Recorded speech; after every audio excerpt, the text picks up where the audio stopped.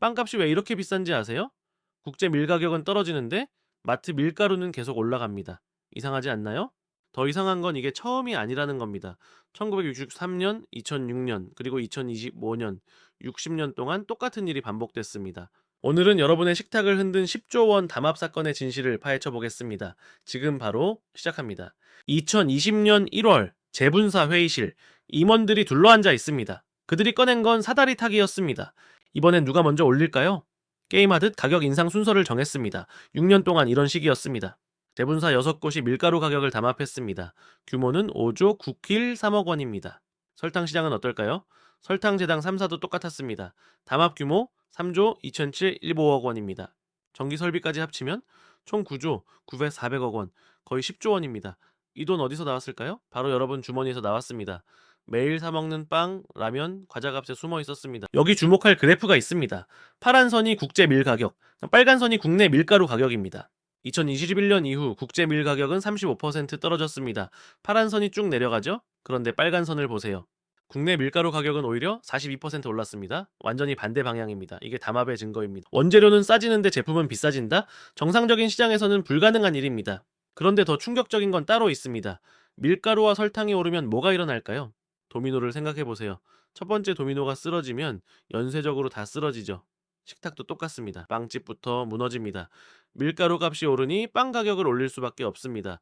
크루아상, 식빵, 케이크, 전부요. 라면 회사도 무너집니다. 면발에 들어가는 밀가루가 비싸졌으니까요. 라면 한 봉지가 1,000원을 넘어갑니다. 떡볶이집도 타격을 입습니다. 밀가루로 만든 떡, 설탕으로 만든 고추장, 둘 다 올랐으니 떡볶이 가격도 오릅니다. 치킨집은 어떨까요? 튀김옷에 밀가루 들어갑니다. 양념에 설탕 들어갑니다. 치킨 한 마리 2만 원 시대가 옵니다. 과자, 음료수, 아이스크림, 전부 설탕이 들어갑니다. 편의점 과자 코너 가격표가 일제히 바뀝니다. 심지어 고추장과 된장까지 영향을 받습니다. 발효 과정에서 설탕과 소금이 필요하기 때문입니다. 이게 바로 폭포 효과입니다. 위에서 물 한 방울이 떨어지면 아래로 쏟아지듯 가격이 연쇄적으로 폭등합니다. 밀가루와 설탕은 단순한 식재료가 아닙니다. 우리 식생활의 기초 원자재입니다. 원자재가 흔들리면 모든 게 흔들립니다. 이게 바로 담합 기업들이 노린 지점입니다. 그리고 여기서 더 교묘한 수법이 등장합니다. 바로 그리드플레이션입니다. 2022년 러시아가 우크라이나를 침공했습니다. 전 세계가 충격에 빠졌습니다. 기업들은 이렇게 말했습니다. 전쟁 때문에 원자재 값이 올랐습니다. 어쩔 수 없이 가격을 올려야 합니다. 그럴듯하게 들립니다. 실제로 국제 밀 가격이 잠깐 올랐으니까요. 하지만 여기 함정이 있습니다. 원가가 10% 오르면 가격도 10% 올려야 정상입니다.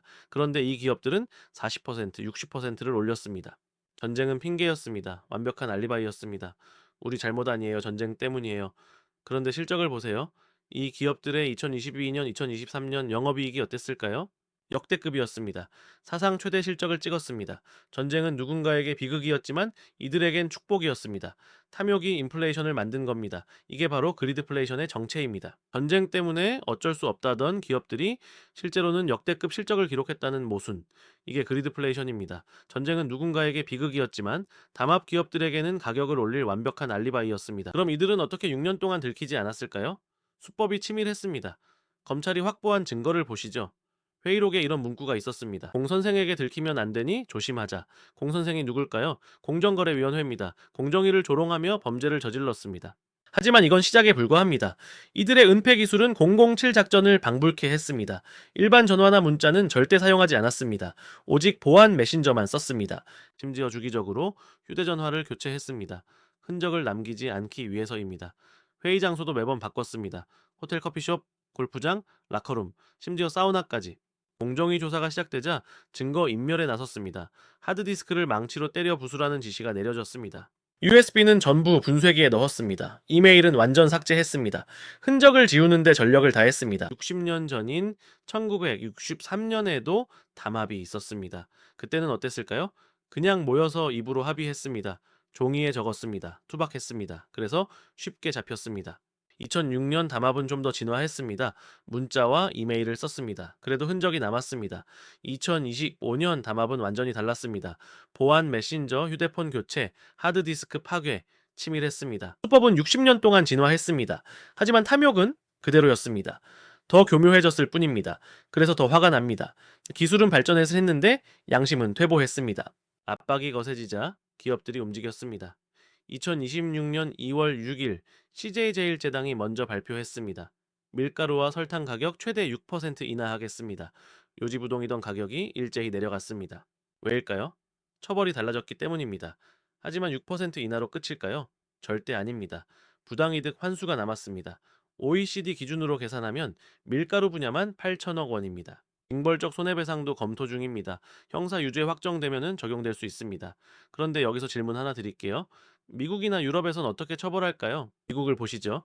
담합이 적발되면 어떻게 될까요? 기업이 망할 정도의 과징금이 나옵니다.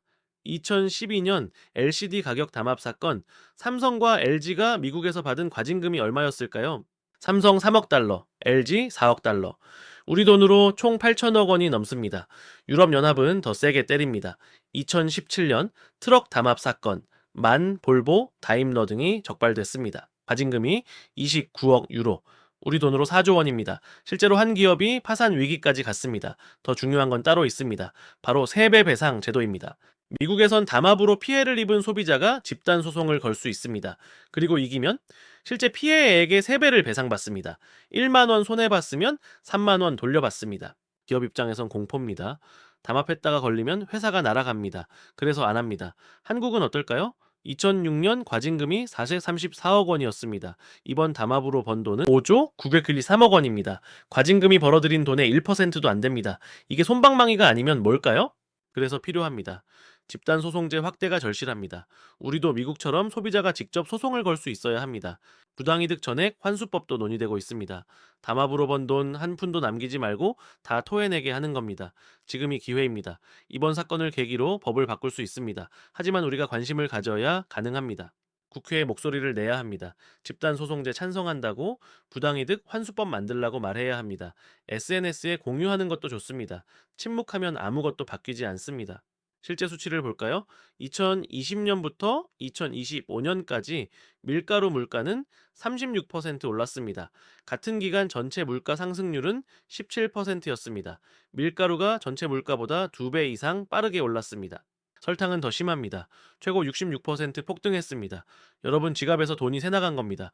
왜 이런 일이 가능했을까요? 밀가루와 설탕은 대체할 수가 없기 때문입니다. 빵집 사장님이 밀가루 안 쓸 수 있나요? 라면 회사가 밀가루 없이 면을 뽑을 수 있나요? 불가능합니다. 소비자도 마찬가지입니다. 빵 안 먹고 살 수 있나요? 라면 안 먹을 수 있나요?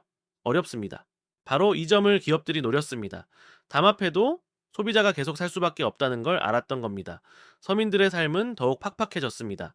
동네 빵집은 재료비 부담으로 가격을 올려야 했습니다. 소비자들은 비싼 빵값을 감당해야 했습니다. 라면 한 봉지도 부담스러운 사람들이 늘어났습니다. 과거를 돌이켜보면 처벌이 너무 약했습니다. 그래서 반복됐습니다. 그럼 우리는 뭘 해야 할까요? 첫째, 계속 지켜봐야 합니다. 제대로 된 처벌이 이루어지는지 감시해야 합니다. 둘째, 제도 개선을 요구해야 합니다. 국민이 직접 기업을 고발할 수 있는 국민 고발권이 필요합니다. 셋째, 집단소송제 확대를 지지해야 합니다. 소비자가 실질적으로 피해를 회복할 수 있어야 합니다. 넷째, 부당이득 전액 환수법을 지지해야 합니다. 담합으로 번 돈은 한 푼도 남기지 말아야 합니다. 마트에서 장 볼 때 생각해 보세요. 이 밀가루 가격이 정당한가? 이 설탕 가격이 공정한가? 의심하는 게 중요합니다. 우리가 무관심하면은 기업들은 다시 담합을 시도할 겁니다. 60년 동안 반복된 범죄, 이번엔 끊어야 합니다. 그 열쇠는 우리 손에 있습니다. 밀가루 한 포대, 설탕 한 봉지에 담긴 이야기. 이건 결국 공정한 시장에 대한 이야기입니다. 정의로운 사회에 대한 이야기입니다. 우리 모두가 안심하고 장을 볼 수 있는 사회 말입니다. 재판은 진행 중입니다. 제도 개선도 논의 중입니다. 우리는 끝까지 지켜봐야 합니다. 약속된 개선이 실제로 실행되는지 확인해야 합니다. 그게 우리가 할 일입니다. 여러분의 식탁은 안전합니까? 여러분이 지불하는 가격은 공정합니까? 이 질문에 자신 있게 답할 수 있는 날까지 우리는 계속 관심을 가져야 합니다. 오늘의 이야기가 여러분에게 작은 깨달음이 되었기를 바랍니다. 우리 사회의 진실을 함께 지켜봅시다. 구독과 좋아요, 알림 설정으로 응원해주세요. 다음 영상에서 또 만나겠습니다. 감사합니다.